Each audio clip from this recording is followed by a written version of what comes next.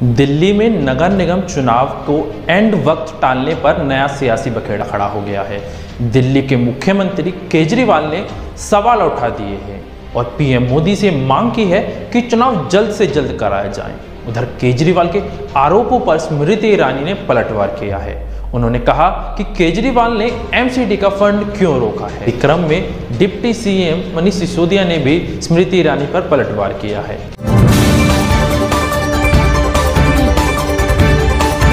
आप देख रहे हैं अखबार। नमस्कार, मैं विशाल राजपूत और आप देख रहे हैं अखबार। बता दें कि दिल्ली के चुनाव आयुक्त एसके श्रीवास्तव ने बताया कि केंद्र सरकार दिल्ली के तीनों निगमों के एकीकरण की योजना पर काम कर रही है, इसीलिए चुनाव कार्यक्रम के ऐलान में देरी हो रही है। हालांकि इसी के बाद दिल्ली सरकार ने केंद्र की बीजेपी सरकार पर तमाम तरह के आरोप लगाने शुरू कर दिए हैं। इसी के चलते भारतीय जनता पार्टी की वरिष्ठ नेता एवं केंद्रीय मंत्री स्मृति ईरानी ने दिल्ली के मुख्यमंत्री अरविंद केजरीवाल पर आरोप लगाए थे कि उन्होंने दिल्ली नगर निगम के विकास कार्यों का फंड जानबूझकर रोका।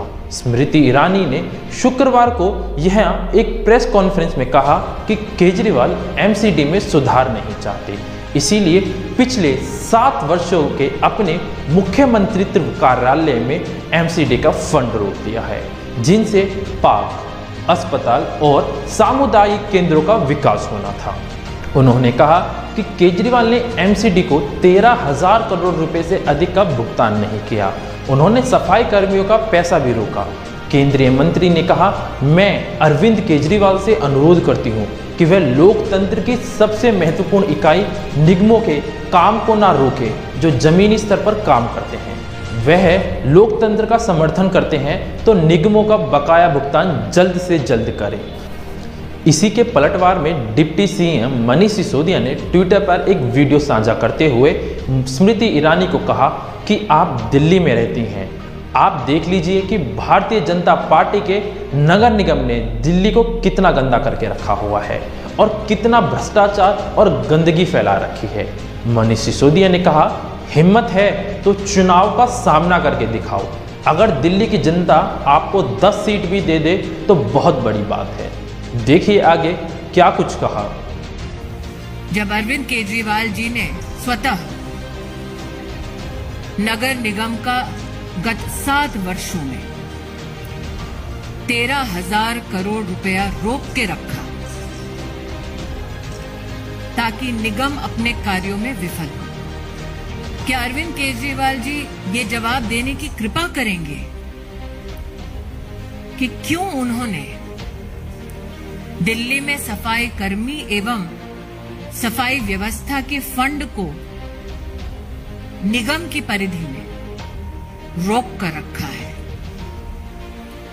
दिल्ली में जिन पार्क्स में शहर के बच्चे खेलने के लिए इच्छुक हैं, बुजुर्ग व्यायाम करने के लिए इच्छुक हैं, उन पार्कों के मेंटेनेंस का पैसा क्यों अरविंद केजरीवाल जी रोक कर बैठे हैं?